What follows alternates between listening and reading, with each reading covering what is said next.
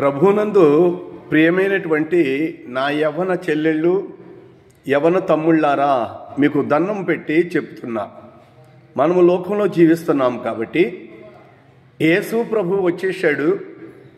ఆయన సిలువ వేయబడి రక్తము సిందించేశాడు. ఇక ఏ పాపము లేదు, ఇక శాపము లేదని గర్వించవద్దు. శాపమున్నది. ఎవడు ఏ కర్మ చేస్తే ఆ కర్మ ప్రతిఫలము అనుభవిస్తారు. వారి వారి క్రియలు చెప్పిన ప్రతివానికి శిక్ష విధింపబడునని వాక్యం సెలవిస్తుంది. ప్రభువును అడిగితే క్షమాపణ దొరుకుతుంది, కానీ మాటి మాటికి క్షమాపణ దొరకదు. ఈ మధ్యకాలంలో చాలామంది తల్లులు తమ పిల్లల కోపమును బట్టి తండ్రి మీదకి తిరుగుబాటు చేస్తారు.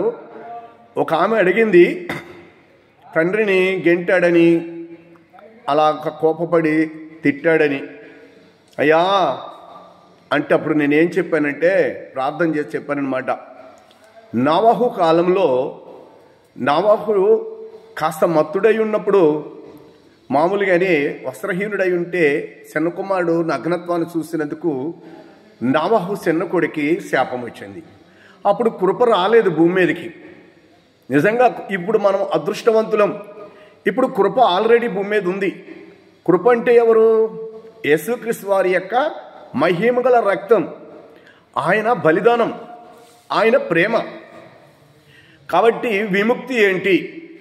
ఎవరైనా సరే చెప్తున్నా, సైతాను యవ్వన పిల్లల దగ్గర ఉన్నటువంటి దీవెనలు దొంగిలించడానికి, నా అనుభవం కాదు, పరిశుద్ధాత్మ అనుభవంతో చెప్తున్నా, సాతాను యుక్తిపరుడు. దేవుడు మన బిడ్డల మీద దీవెనలు ఉంచుతాడు. ఆ సమయం వచ్చినప్పుడు ఆ దీవెనలు వారికి వర్తిస్తాయి. మన దీవెనలు మనం పొందుకుని గొప్పవారం అవుతామని సాతాను ముందుగానే జ్ఞానముతో యుక్తితో ప్రయత్నం చేస్తాడు. మన పిల్లలని శాపగ్రస్తులుగా చేయటానికి, మనలను కూడా చీకటిలో నడిపించడానికి చాలా కృషి చేస్తూ ఉంటాడు. అందుకని ఏం చేస్తాడో తెలుసా? భార్యాభర్తల మధ్య గొడవలు, తండ్రి కొడుకుల మధ్య గొడవలు, తండ్రి కూతుర్ల మధ్య గొడవలు, కోపము, తీవ్రత రప్పిస్తూ ఉంటాడనమాట. అప్పుడు ఏం చేస్తారంటే, పాపం పిల్లలకు తెలియదు కదా, పిల్లలను జీవితాలను నాశనం చేయాలని, వారిని శాపగ్రస్తులుగా చేయాలని వారి కోపం పుట్టించి తండ్రి మీద ఎగబడటము, తండ్రిని తిట్టడము, లేతే కొడుకులైతే తండ్రిని గెంటటము, కొట్టడము, ఇలా తొందరపడి చేస్తూ ఉంటారు.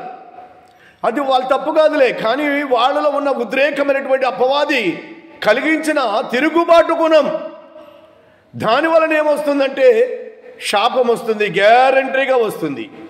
మరి శాపముతో ఉండి ఎంత చదువు చదివి ఎన్ని ఉద్యోగాలు సంపాదించాలన్నా మార్గము తెరవబడదు. శాపము యొక్క బాధ ఇంత అంతా కాదు. కర్మ భయంకరమైనది. అది దేని వలన విముక్తి కలగదు. అందుకే మీరు జాగ్రత్తగా ఉండి మీ యవ్వన జీవితాలు పాడు చేసుకోకండి. కొన్ని ప్రాంతంలో నుండి నాకు తల్లులు ఫోన్ చేసి అడిగారు, అయ్యా ఇలా జరిగింది, మా బిడ్డలు తెలుసో తెలియక ఇలా చేశారు. ఉత్తమమైన తల్లి కాబట్టి అడిగింది. మూర్ఖురాలైన తల్లులు ఉంటారే, మా భలే చేశాడులే అంటారు. కూతుర్ని గద్దించరు, కొడుకుని గద్దించరు, బుద్ధి చెప్పరు. దానివలన వారి జీవితాలు ఏమైపోతాయి? నాశనం అయిపోతాయి. ఎబ్బేజు శాపగ్రస్తుడే, ఎన్నో బాధలు అనుభవించాడు యవనస్తుడు. కాబట్టి ఇప్పుడు దానికి విముక్తి ఏంటంటే, మొదటిగా కృప భూమి మీద ఉంది కాబట్టి ఆ కృప మనకి ఆదరణ ఇస్తుంది. ఫస్ట్ దేవుణ్ణి క్షమాపణ అడగాలి, పశ్చాత్తాపపడాలి, తర్వాత తగ్గింపు కావాలి. తండ్రినైనా తల్లినైనా తిట్టావో, లేకపోతే కొట్టావో, లేకపోతే గెంటావో, చేతిలో కానీ కాళ్ళు కానీ పట్టుకొని పశ్చాత్తాపంతో క్షమాపణ అడగలంతే. మీరు క్షమాపణ అడిగితే ప్రభువు దయాదాక్షిణ్య పూర్ణుడు కాబట్టి ఆయన రక్తంలో విముక్తి అయిపోతుంది. క్షమాపణ అడగకుండా మీ హృదయాలను గర్వంతో నింపుతాడే దుష్టుడు. మీరు శపితమై బాధలు అనుభవించడమే దుష్టుడి యొక్క ఆలోచన తలంపు, అదే యుక్తి. అందుకు మరి మీరేం చేయాలంటే తగ్గించుకుని క్షమాపణ అడిగితే ఖచ్చితంగా విడుదల కలుగుతుంది. మీరు శాపములోనే ఉండి మీరు ఉన్నవాళ్ళుగా గొప్పవాళ్ళుగా మంచి స్థాయికి ఎదగాలంటే శాపం వెంటాడుతున్నంత వరకు మీకు మంచి జరగదు. ప్రతి దైవజనులను అడగండి. నేను పరిశుద్ధాత్మ అనుభవంతో చెబుతున్నా. కాబట్టి అలా చేసిన వాళ్ళు, తమ్ముళ్ళు, చెల్లెళ్ళు, మీకు దండం పెట్టి చెప్తున్నా, విముక్తి పొందడానికి ప్రయత్నం చేయండి. ఆ రోజుల్లో విముక్తికి ధర్మశాస్త్ర కాలంలో కృప భూమి మీద లేదు. ఇప్పుడు యేసయ్య రక్తము భూమి మీద ఉన్నది. యేసయ్య మనకి కృపనిచ్చాడు. నా కృప నీకు చాలు. ఆ కృపలో మనం పశ్చాత్తాపడి క్షమాపణ అడిగితే తప్పక సాతాను మన మీద వేసిన ఆ భయంకరమైన ఉచ్చులలో నుండి విడిపింపబడతాము. దండం పెట్టి చెల్లెళ్లకు, తమ్ముళ్లకు చెప్తున్నా, కడుక్కోవటం నేర్చుకోండి.